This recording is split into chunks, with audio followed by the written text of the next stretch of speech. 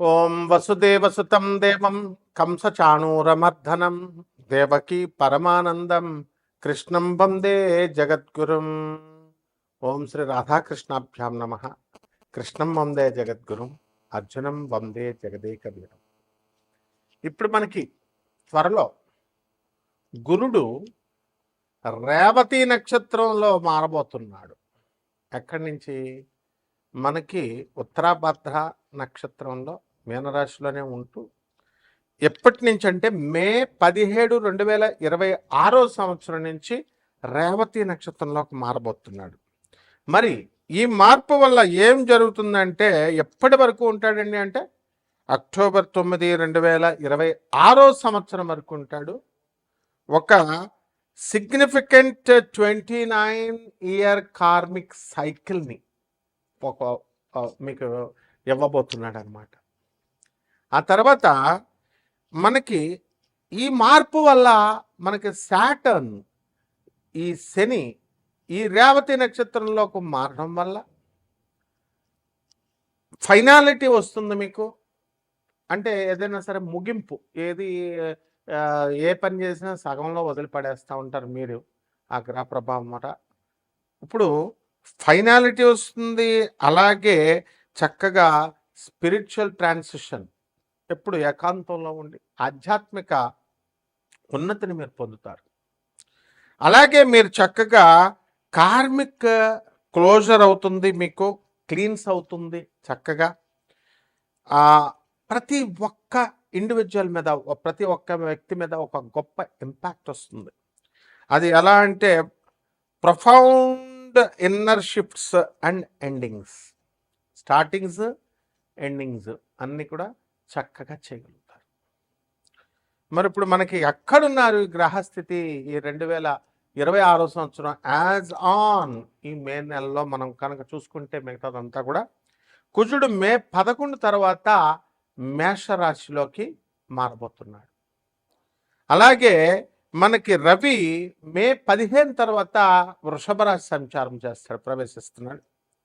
అలాగే చక్కగా మనకి బుధుడు మే 15 తర్వాత వృషభ రాశిలోకి వస్తున్నాడు.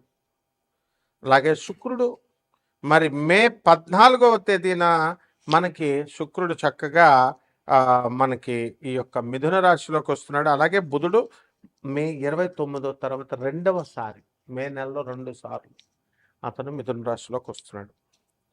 దీనివల్ల ఏమిటండి మనకి అంటే ఇప్పుడు రెట్రోగ్రేడ్లో లేడు మనకి సాటర్న్. ఎలా ఉన్నాడు? ఎక్కడున్నాడు? 15 డిగ్రీల మనకి మీన రాశిలో శని ఉన్నాడు.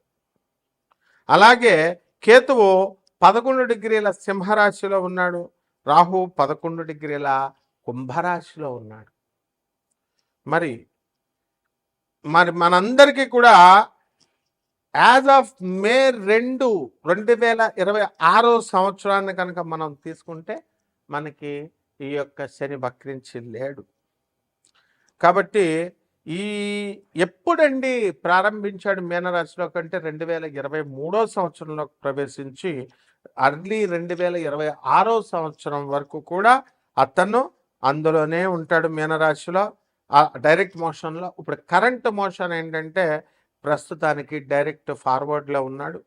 తర్వాత నెక్స్ట్ రెట్రోగ్రేడ్ రాబోతున్నాడు సాటర్న్. జూన్ 2026 సంవత్సరం నుంచి స్టార్ట్ అవుతాడు రెట్రోగ్రేడ్. స్టార్ట్ అయ్యి నవంబర్ 2026 సంవత్సరం వరకు కూడా అక్కడే ఉంటాడు అనమాట, వక్రించి ఉంటాడు. దీనివల్ల ఏమవుతుందంటే మనకి అప్కమింగ్ 2026 సంవత్సరం ఈ యొక్క వక్రించడం వల్ల ఇమోషనల్ హీలింగ్, కార్మిక్ క్లోజర్, ఆ తర్వాత ఎవాల్యుయేటింగ్ బౌండరీస్ ఇన్ మీనరాశిలో, పైసెస్లో ఇవన్నీ కూడా చేయడం జరుగుతుంది. అలాగే మనం మే 2026 సంవత్సరాన్ని కనుక మనం చూసుకున్నట్లయితే ఫీచర్స్ మనం చూసుకున్నప్పుడు హై ఎనర్జీ ప్లానెటరీ యాక్టివిటీ ఉంటుంది. అలాగే మార్స్ ఆరిస్లోకి ఎంటర్ అవుతున్నాడు మేషరాశిలోకి. శుక్రుడేమో చక్కగా జమినీలోకి, మిథున రాశిలోకి. వీటి వల్ల డబల్ మూవ్స్ మళ్ళీ మెర్కురీకి, బుధుడికి, వీటన్నిటి వల్ల ఫాస్టరింగ్ వాట్ ర్యాపిడ్, చాలా స్పీడ్గా డెసిసివ్ యాక్షన్ మీరంతా కూడా తొందరగా నిర్ణయాలు తీసుకోగలుగుతారు కెరీర్లో, రిలేషన్షిప్స్లో. అలాగే చక్కగా కీ షిఫ్ట్స్ ఉండడం వల్ల మే నెలలో మే 11న కుజుడు మేషరాశిలోకి, శుక్రుడు మే 14 నుంచి మిథున రాశిలోకి, ఆ విధంగా వృషభ రాశిలోకి మే 15 తర్వాత మనకి ఈ యొక్క రవి చేరడం, వీటిలన్నిటి వల్ల కూడా మీకు ఇంపల్సివ్ డెసిషన్స్ తీసుకుంటారు. 2 యాక్సిలరేటింగ్ యాక్టివిటీ చాలా స్పీడ్గా చేస్తారు మీరు, ఎంతవరకు స్లోగా ఉన్నటువంటి వాళ్ళు. అండ్ డ్రైవ్ కూడా బాగుంటుంది. అండ్ రిలేషన్షిప్స్ని, ఆ తర్వాత కమ్యూనికేషన్ని ఎఫెక్ట్ చేస్తాయి. అలాగే ఫోకస్ ఆన్ స్టెబిలిటీ మీద, స్థిరత్వం మీద, రిసోర్సెస్ మీద మీరు ఎక్కువగా స్థిరత్వం వస్తుందన్నమాట. అయితే ఈ యొక్క గ్రహ సంచారాల వల్ల 12 రాశుల్లో కూడా మనము కొంచెం టెక్నికల్గా మనం చూసినప్పుడు మెడికల్ సైన్స్ని అప్లై చేస్తున్నాము. అలాగే మనం ఆర్బిటాల్ వెలాసిటీని మనం తీసుకుంటున్నాము. ఇప్పుడు ఆర్బిటాల్ వెలాసిటీని మనం తీసుకున్నప్పుడు గురుడు ఎక్కడున్నాడండి? First half of this 2026 year అంతా కూడా కర్కాటక రాశిలో ఉండి చాలా చక్కగా మంచి లక్ని గ్రోత్ని ఇన్ఫ్లుయెన్స్ చేస్తాడు ఆ తర్వాత కంటే కూడా.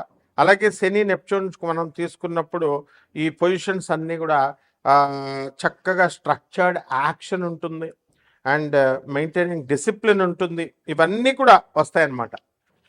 దీనివల్ల మనకి అంతేకాకుండా మనకి అనారోగ్యాలు ఉంటాయి. మానవుడు అన్న తర్వాత రోగాలు అనేటటువంటి కామన్ అండి. సో కొన్ని రాశుల వారికి ప్రత్యేకించి ఇది కోటానుకోట్ల మందికి కామన్ ప్లాట్ఫామ్ మీద మనం చెబుతున్నాం కాబట్టి అందరికీ అలాగే జరగాలని లేదు, బట్ ఇన్ జనరల్ జరుగుతుంది. మీరు వ్యక్తిగతంగా తెలుసుకోవాలనుకుంటే వ్యక్తిగత జాతకంలో చూస్తే మనకి ఏ రోగాలు వస్తాయి, ఎలా వస్తాయి అనేది తెలుస్తుంది. ఇన్ జనరల్ ఈ కాంబినేషన్స్ వల్ల హ్యూమన్ పాపిలోమా వైరస్ వస్తుంది, హెచ్పివి అనడానికి కొంతమందికి. అలాగే ఇది చాలా హైలీ కంటాజియస్ అనమాట. తర్వాత ఇది కామన్గా ఇది సెక్షువల్లీ ట్రాన్స్మిటెడ్ డిజీజ్ అనమాట. హెచ్ఐవి, గనేరియా, సిఫిలిస్ ఇలాంటి వ్యాధుల్లాగా, మరి ఎయిడ్స్ అట్లాగా.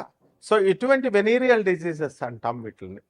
సో ఇటువంటి ఇన్ఫెక్షన్ అనేటటువంటిది ఇట్ ఎఫెక్ట్స్ అనమాట స్కిన్ని, ఆ తర్వాత మ్యూకోసల్ సెల్స్ని. నెక్స్ట్ దగ్గరగా విత్ నియర్లీ అన్నీ కూడా సెక్సువల్లీ యాక్టివ్ పీపుల్ ఎవరైతే ఉంటారో అటువంటి వాళ్ళకి కాంట్రాక్టింగ్ ఇట్ అట్ సమ్ పాయింట్లో తగలడానికి అవకాశాలు ఉంటాయి. కాబట్టి ఈ విషయాల్లో మాత్రం చాలా స్ట్రిక్ట్గా జాగ్రత్తగా ఉండండి. అండ్ చాలా ఇన్ఫెక్షన్స్, ఇక మిగతా కొన్ని రకాల ఇన్ఫెక్షన్స్ వస్తాయి. ఏ ఇన్ఫెక్షన్ కాకుండా వీటికి అన్నీ కూడా సిమ్టమ్స్ ఉండవు ఇవన్నీ కూడా. సో వాటిలంతటికి అవే రిజాల్వింగ్ ఆన్ దర్ ఓన్, వాటిలంతటికి అవే రిజాల్వ్ అయిపోతాయి. బట్ హైలీ రిస్క్ టైప్స్ మనకి ఉంటాయన్నమాట. సో ఇవన్నీ కూడా జెనిటల్గా మనకి వాట్స్ అని, క్యాన్సర్స్ అని ఇలాంటివన్నీ కూడా రావడానికి అవకాశం ఉంటుంది. పర్టికులర్గా of the cervix and anus and throat, వీటిల్లో ఎఫెక్ట్ అవ్వడానికి అవకాశాలు ఎక్కువగా ఉంటాయి. అలాగే దీనికి ప్రివెన్షన్ ఒకటే మార్గం అండి. Prevention is the only key అనమాట. అండ్ ప్రైమర్లీ త్రూ వ్యాక్సినేషన్ తీసుకోవాలి అండ్ రెగ్యులర్ స్క్రీనింగ్స్ చేసుకుంటూ ఉండాలి. కాబట్టి ఈ మోస్ట్ ఇన్ఫెక్షన్స్ అని ఇవన్నీ కూడా నేను మొట్టమొదటిగా చెప్పినటువంటి అన్నీ కూడా అసిమ్ప్టోమాటిక్గా వస్తాయి. ఎందువల్ల కేతు సింహరాశిలో, రాహు కుంభరాశిలో ఉన్నప్పుడు సిమ్టమ్స్ అసలు కనబడినప్పుడు. And it will be cleaned by the immune system within 2 yearsలో క్లియర్ అయిపోవడానికి అవకాశాలు ఉంటాయి. కరెక్ట్గా అప్పటికే ఈ మేన్ రాశికి నుంచి 2.5 సంవత్సరాలు మేషరాశిలోకి వచ్చి అక్కడ ఇంకొక 2 నెలలు మార్చి 2027 వరకు మేన్ రాశిలో ఉండడం జరుగుతుంది శని. అలాగే PCOS ఆడవాళ్ళకి, మరి ఇటువంటి వాళ్ళకి అందరికి కూడా కొంతమందికి, కొన్ని రాశుల వారికి ఈ కాంబినేషన్ వల్ల పాలిసిస్టిక్ ఓవరీ సిండ్రోమ్ అంటాం దాన్ని, PCOSని. మరి ఇది కామన్లీ హార్మోనల్ ఇది అండ్ మెటబాలిక్ డిజార్డర్ ఇది. సో ఇవన్నీ కూడా people who are with ovaries, ఈ ఓవరీస్ని ఎఫెక్ట్ చేస్తాయి ఇవి డ్యూరింగ్ దర్ రిప్రొడక్టివ్ టైం అనమాట, periods years. And irregular periods రావడము, నెక్స్ట్ ఎక్సెస్ ఆండ్రోజన్ లెవెల్స్ ఇవన్నీ కూడా ఉండడం, మేల్ హార్మోన్స్ ఇవన్నీ. అండ్ అలాగే స్మాల్ ఫ్లూయిడ్ ఫిల్డ్ సిస్ట్స్ ఉంటాయి, అదే ఫాలికల్స్ అంటాం, ఆన్ దిస్ ఓవరీస్ మీద ఏర్పడడానికి అవకాశాలు ఉంటాయి. అండ్ హార్మోనల్ ఇంబ్యాలెన్స్ మనం ఎక్కువ చూస్తాం, ఈ హై లెవెల్స్ ఆఫ్ ఆండ్రోజన్స్ చూస్తాము, లైక్ టెస్టోస్టిరోన్, ఇవన్నీ కూడా డిజర్వ్ చేస్తాయి మెన్స్ట్రల్ సైకిల్ని. సో ఇట్స్ లీడ్స్ టు ఇర్రెగ్యులర్గా పీరియడ్స్ మీకు రావడానికి లేదా మిస్డ్ పీరియడ్స్ రావడానికి అవకాశాలు ఉంటాయి. సో ఇక్కడ మనం జూపిటర్ యొక్క కాంబినేషన్ తీసుకున్నప్పుడు, వెలాసిటీని మనం తీసుకున్నప్పుడు, మనము దాని ఆర్బిట్లో కానీ అలాగే దాని యొక్క అట్మాస్ఫియర్లో కానీ మనం తీసుకున్నప్పుడు మనం దాన్ని మెజర్ చేస్తాం. ఎలాగంటే Doppler spectroscopy, next radio science tracking and cloud tracking టెక్నిక్స్తో చేసి ground based instruments like Fourier transform spectrometers వాడతాము. ఎగ్జాంపుల్ జోవియల్ అనేది, అలాగే ఎస్ప్రెసో స్పెక్ట్రోగ్రాఫ్ మెజర్.